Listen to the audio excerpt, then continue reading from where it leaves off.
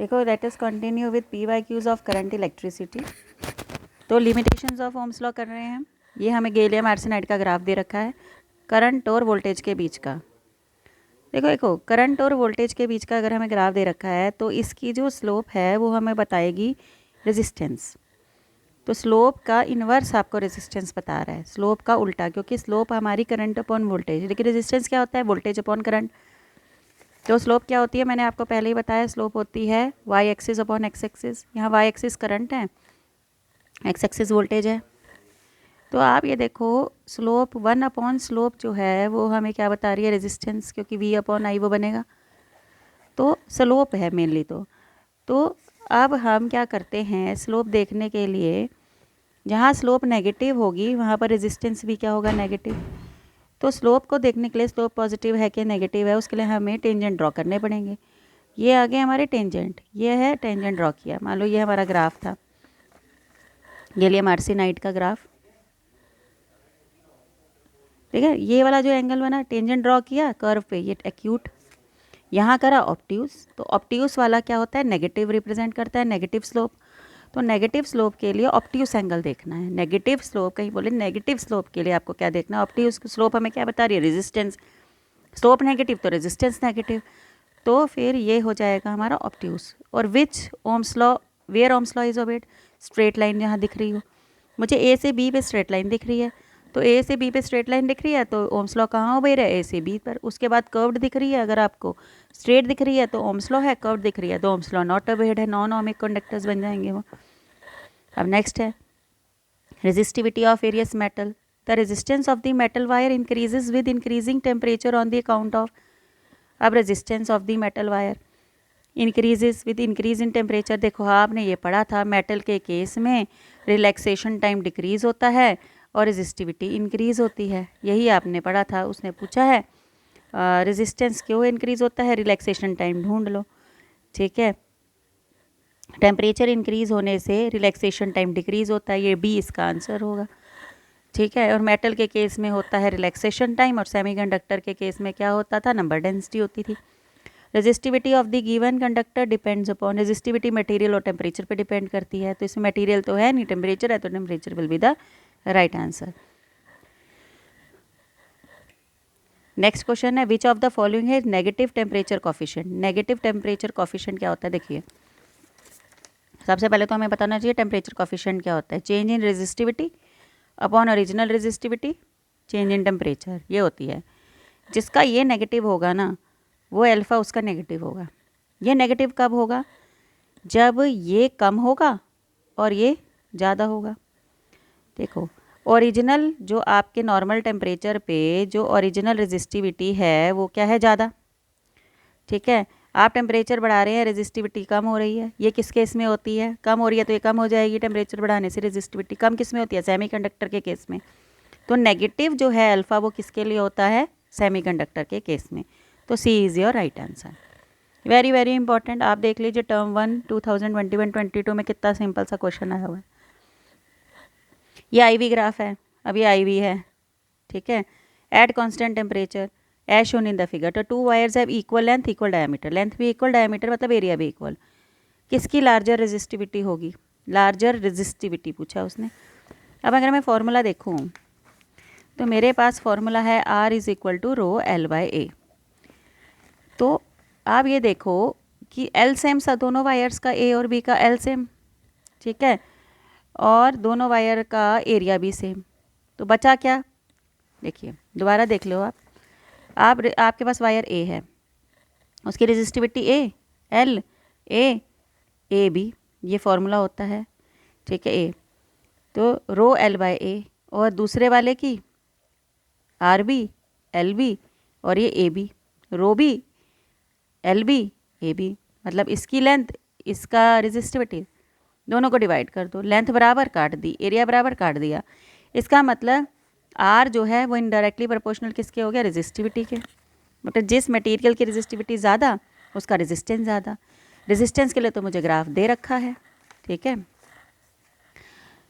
तो क्या दे रखा है ये, अब देखो आपको इसको ये देखो कुछ चीज़ें होती हैं जो अच्छी तरह से समझ लो तो सारे फॉर्म में वो हो जाते हैं। अब ये देखो, ये आपका है y, ये है आपका है x। अब किसका रेजिस्टेंस ज़्यादा है? देखो इसको दो तरीके हैं सॉल्व करने के। ये इसका थीटा है, ये कम है, ठीक है, और इसका थीटा ज़्यादा है। मतलब इसकी जो जिसका थीटा कम है उसकी स्लोप कम है, ठीक है, स्लोप कम, और जिसका थीटा बड़ा है उसकी स्लोप ज़्यादा है, ठीक है। और स्लोप यहाँ पर क्या है? I/V है। लेकिन मुझे तो I/V नहीं चाहिए, मुझे रेजिस्टेंस चाहिए, मुझे तो V/I चाहिए। 1 स्लोप हो जाएगा। अब जिसकी स्लोप कम है उसका 1 स्लोप क्या होगा? ज़्यादा होगा। कम से डिवाइड करोगे आंसर ज़्यादा, ज़्यादा से डिवाइड करोगे आंसर कम। तो आप दोबारा देख लीजिए, स्लोप हमें I/V दे रखी है। स्लोप कम किसकी है? x की कम है। लेकिन हमें चाहिए क्या? V/I चाहिए, तो 1 स्लोप हो जाएगा। अब जिसकी स्लोप कम उसका r क्या होगा? ज़्यादा। तो जिसकी स्लोप कम इसका r क्या होगा? ज़्यादा होगा। x का स्लोप क्या होगा? ज़्यादा होगा रेजिस्टेंस, और इसका रेजिस्टेंस क्या होगा? कम होगा। तो इस तरह से हम इसको सॉल्व करते हैं। IV graph of metallic wire at two different temperature as shown in the figure. Which of the two temperature is lower and why? Metal की वायर है तो टेम्परेचर बढ़ाने से जो इसकी रेजिस्टिविटी है वो क्या होती है? बढ़ती है। तो जिसकी रेजिस्टिविटी ज़्यादा होगी या जिसका रेजिस्टेंस जो इसका टेम्परेचर ज़्यादा होगा तो रेजिस्टेंस भी क्या होगा? ज़्यादा होगा। रेजिस्टेंस ज़्यादा तो टेम्परेचर ज़्यादा। अब देखो, जिसको पिछले वाले में क्लियर नहीं था वो इस वाले में क्लियर कर ले।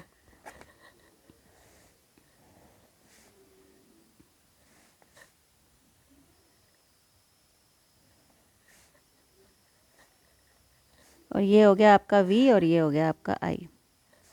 देखो अब मैं आपको यहाँ पर ही दो तरीके बता दूंगी चीज़ को, ये जो निकालने के लिए आप देखिएगा। VI graph metallic for a metallic wire at two different temperature, दोनों टेम्परेचर अलग अलग हैं। As shown in the figure, which of the two temperature is lower? Metal का वायर है, टेम्परेचर बढ़ाने से जो रेजिस्टेंस है वो बढ़ता है। अब देखने किसका रेजिस्टेंस ज़्यादा है। देखो मेरे पास दो तरीके हैं इसको सॉल्व करने के, जो मैं अभी अभी स्लोप वाला बता के आई हूँ। दूसरा तरीका पहले बताती हूँ। मान लो ये, आप अपने आप स्केल चूज़ कर लो, 0 1 2 3, कन्वीनियंट सा स्केल। यहाँ पर भी चूज़ कर लो 1 2 3, ठीक है, इस तरह से चूज़ कर लो कन्वीनियंट सा स्केल। अब पहले मैं इस वाली वायर के लिए, जिसको मैंने x नाम दिया, इसके लिए रेजिस्टेंस निकाल लेती हूँ। R = V/I, x के लिए, नीचे वाली वायर के लिए। V क्या है इसके लिए? 1, और R ये I भी क्या है? 1। ये देखो इधर 1/1, तो इसका रेजिस्टेंस आ गया 1 ओम। अब मैं दूसरी वायर के लिए देखती हूँ। दूसरी वायर के लिए एक चीज़ तो सेम लेनी ही पड़ेगी, वोल्टेज सेम ले लो। तो वोल्टेज आ गई हमारी 1, लेकिन इसका करंट क्या आ गया? 2, हाफ हो गया। तो रेजिस्टेंस किसका कम है? वाई वाली का कम है रेजिस्टेंस। इसका रेजिस्टेंस कम और इसका रेजिस्टेंस क्या हो गया? ज़्यादा हो गया।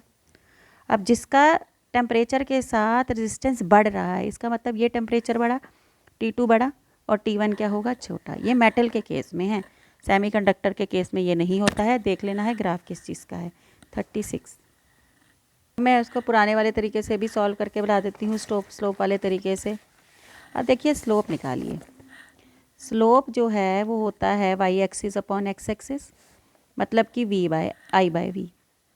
ये इस बार y पे करंट दे रखा है।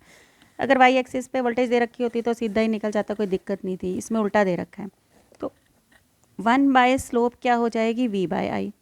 अब आपको स्लोप नहीं निकालनी, अब आपको क्या देखनी है? 1 स्लोप। देखो अब जिसका थीटा बड़ा उसकी स्लोप भी बड़ी, ये तो आपको पता है। तो इसमें थीटा किसका बड़ा है? इस वाले में T1 का थीटा बड़ा है। अब T1 का थीटा बड़ा, ठीक है, तो इस जब 1 को बड़े से डिवाइड करेंगे तो आंसर आएगा छोटा। इसका मतलब इसका रेजिस्टेंस क्या आया? छोटा आया।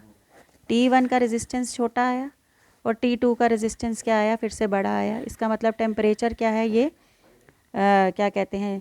बड़ा है, और ये छोटा है, क्योंकि टेम्परेचर जैसे जैसे बढ़ता है वैसे वैसे रेजिस्टेंस भी उसका क्या होता है? बढ़ता है। तो इसका हमारा बड़ा आया, इसका रेजिस्टेंस छोटा है या छोटे वाले का टेम्परेचर छोटा और बड़े वाले का टेम्परेचर बड़ा। तो ये हमने मेटल के केस में किया, मैं आपको बार बार बता रही हूँ, सेमीकंडक्टर के केस में उल्टा होता है। Plot the graph of variation of resistivity of the conductor with temperature. Variation of resistivity of a conductor, temperature के साथ एक कंडक्टर का। ये हमने सारे के सारे कॉपर एक्सेट्रा सब के ग्राफ कर रखे हैं। कंडक्टर के केस में टेम्परेचर के साथ रेजिस्टिविटी बढ़ती है, ये तो ये ग्राफ हो गया, बढ़ती है रेजिस्टिविटी और टेम्परेचर बढ़ती है। ठीक है, कॉपर का भी सेम ग्राफ है, कॉपर का जो मैंने अभी ड्रॉ करा है कंडक्टर का, वही कॉपर का ग्राफ है। Plot the variation of gallium arsenide, gallium arsenide का ये ग्राफ है। ये सारे आपको आने चाहिए क्योंकि ये आपको एनसीईआरटी में दे रखे हैं। How does one explain the resistivity of metal increase with temperature. Temperature बढ़ने से रिलैक्सेशन टाइम कम होता है, रिलैक्सेशन टाइम कम होने से रेजिस्टिविटी बढ़ती है। m अपॉन एनी स्क्वायर टॉ बहुत बारी हम एक्सप्लेन कर सकते हैं, थ्योरी में भी हमने एक्सप्लेन किया। अब 41st क्वेश्चन है, the graph between resistance and temperature T for Hg, मतलब मरकरी का ग्राफ दे रखा है। Explain the behaviour of Hg near 4 degree centigrade. देखो जी 0 से लेकर 4 तक इसकी कोई रेजिस्टेंस नहीं दिखा रहा। जैसे ही 4 पे आता है इसकी रेजिस्टेंस जो है इंक्रीज़ होती है, फिर उसके बाद जो रेजिस्टेंस है वो क्या हो जाती है, कांस्टेंट हो जाती है। तो इसका मतलब टेम्परेचर मेटल का बिहेवियर दिखा रहा है, टेम्परेचर इंक्रीज़ होने से रेजिस्टेंस इंक्रीज़ हो रहा है और उसके बाद क्या रह रहा है, कांस्टेंट। तो हमने ये देखा कि 4 के बाद इसका रेजिस्टेंस बढ़ रहा है फिर कांस्टेंट है, लेकिन 4 से पहले क्या हो रहा है, रेजिस्टेंस 0 है। और किसका रेजिस्टेंस 0 होता है, आपने सुपर कंडक्टर्स पढ़े हैं, मैंने आपको पहले ही सुपर कंडक्टर्स पढ़ाए हैं। तो इधर वो सुपर कंडक्टर का काम कर रहा है, उसके बाद वो नॉर्मल कंडक्टर का काम करके फिर उसका रेजिस्टेंस क्या हो रहा है, कांस्टेंट रह रहा है। किसकी नेगेटिव रेजिस्टेंस है, मैंने आपको ये पहले भी ग्राफ कराया है, जिसमें स्लोप ऑब्ट्यूस एंगल हो, ठीक है, वो क्या होता है, नेगेटिव रेजिस्टेंस। तो BC जो है वो नेगेटिव रेजिस्टेंस है। तो ये हमने क्या कर लिया, ग्राफ का मेजर पोर्शन जो है वो कर लिया। अब है इलेक्ट्रिकल एनर्जी या पावर। पावर तो आपको पता है वर्क डन अपॉन में टाइम होता है, V/I होता है, I² R भी होता है इसका फार्मूला, और V²/R भी होता है, V/I भी होता है। तो ये सारे फार्मूले हमें सारे पता होने चाहिए।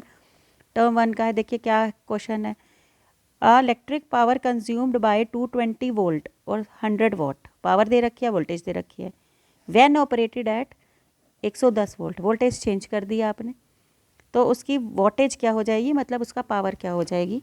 देखिए मेरी बात को आप ध्यान से सुनिए, इंपॉर्टेंट कंसेप्ट है, क्लास 10th में भी कराते हैं हम ये वाला कंसेप्ट। अगर बल्ब सेम है, बल्ब आप चेंज नहीं कर रहे हैं, तो उसका रेजिस्टेंस सेम रहेगा। अब आपने जो बल्ब था वो काम कर रहा था पहले 220 वोल्ट पे और 100 वॉट उसकी पावर थी, तो पावर का फॉर्मूला होता है V²/R। तो पावर तो आपको 100 दे रखी थी और वोल्ट आपको 220 दे रखा था, इधर से आपने रेजिस्टेंस निकाल लिया, ठीक है। रेजिस्टेंस आपका आ गया 220 × 220 अपॉन 100, 484 ओम आ गया आपका इसका। अब रेजिस्टेंस बल्ब नहीं चेंज हो रहा तो resistance will be the same, ऊपर से रेजिस्टेंस निकालो, उसने बोला नीचे वाले में डाल दो, पावर निकाल दो, V²/R, ठीक है। V आपकी 110 दे रखी है जो चेंज करके, ठीक है, और रेजिस्टेंस तो आपने निकाल ही लिया 484, इसको सॉल्व करो आपकी पावर आ जाएगी। हम देखते हैं 110 × 110 अपॉन 484, ठीक है, तो ये आपकी क्या आ जाएगी, पावर आ जाएगी। तो इसको हम सॉल्व कर लेते हैं, इसको सॉल्व करके हमारे पास आएगा 25 वॉट, तो आंसर आपका 25 वॉट है, 25 what is the right answer. Next कर लेते हैं पावर का। 2 रेजिस्टर्स R1 एंड R2, 4 और 6 ohm are connected in parallel across the battery. Parallel लगा दिया आपने 4 ओम के रेजिस्टर को और 6 ओम के रेजिस्टर को पैरेलल लगा दिया, ठीक है। फिर उसने बोला रेशो ऑफ पावर निकालिए, P1 और P2 निकालिए, P1 और क्या निकालिए, P2। एक बार आप दोबारा से देख लो, ठीक है। 2 रेजिस्टर R1 एंड R2, 4 और 6 ओम पैरेलल में लगा दिया। पैरेलल में आपको पता है वेरी इंपॉर्टेंट चीज़, पैरेलल में वोल्टेज सेम, तो पैरेलल में अगर वोल्टेज सेम है तो पैरेलल वाला ही वोल्टेज वाला ही फॉर्मूला लगाएंगे, V²/R, ठीक है। R1 लिख लो इसको, और ये P2 V²/R2, ये क्यों लिया, ताकि वोल्टेज से वोल्टेज कट जाए, ठीक है। आई लेते तो अलग अलग आई आता है कि वैल्यू पुट करनी पड़ती, ये क्यों ले रहे हैं, क्योंकि हमारा V सेम है ताकि कट जाए। R2/R1, P1/P2। तो आपका R2 कितना है 6 है, R1 कितना है 4 है, तो 6/4 मतलब कि 3/2 आपका आंसर आ गया। पावर की रेशो आ गई 3/2। 3/2 इज़ द राइट आंसर। अब ये है नेक्स्ट क्वेश्चन है 44th। Nichrome and copper wires of same length and same. देखो सबसे पहले जज ये कर लेना है कि नाइक्रोम जो है ये एलॉय है और कॉपर जो है वो मेटल है, तो इसकी रेजिस्टिविटी ज़्यादा होती है, इसकी रेजिस्टिविटी कम होती है। तो ये हमें इतना तो पढ़ पढ़ के आ गया होगा कि रेजिस्टिविटी ऑफ नाइक्रोम जो है, नाइक्रोम इज़ एन एलॉय, निकल क्रोमियम का एलॉय है, और कॉपर जो है वो हमारा मेटल है। दोनों की सेम लेंथ है, सेम रेडियस है, are connected in series. Current is I is pass through them, which wire will get heated up more. वो तो ये तो हमने देखो हीट का फॉर्मूला आना चाहिए। हीट का फॉर्मूला होता है I²RT, जिसका रेजिस्टेंस ज़्यादा, क्योंकि अगर सीरीज में लगाया करंट सेम टाइम सेम, तो H is directly proportional to R। सबसे इंपॉर्टेंट चीज़ है ये हीट की। तो जिसका रेजिस्टेंस ज़्यादा, और मैंने बोला रेजिस्टेंस किसका ज़्यादा, नाइक्रोम का। रेजिस्टिविटी और रेजिस्टेंस नाइक्रोम का ज़्यादा, तो नाइक्रोम का ज़्यादा, तो nichrome will be heated more than copper wire. तो ये तो हमें क्वेश्चन देखते ही पता लग जाता है कि एलॉय लिया, मेटल लिया, एलॉय की रेजिस्टिविटी हमेशा ज़्यादा होती है।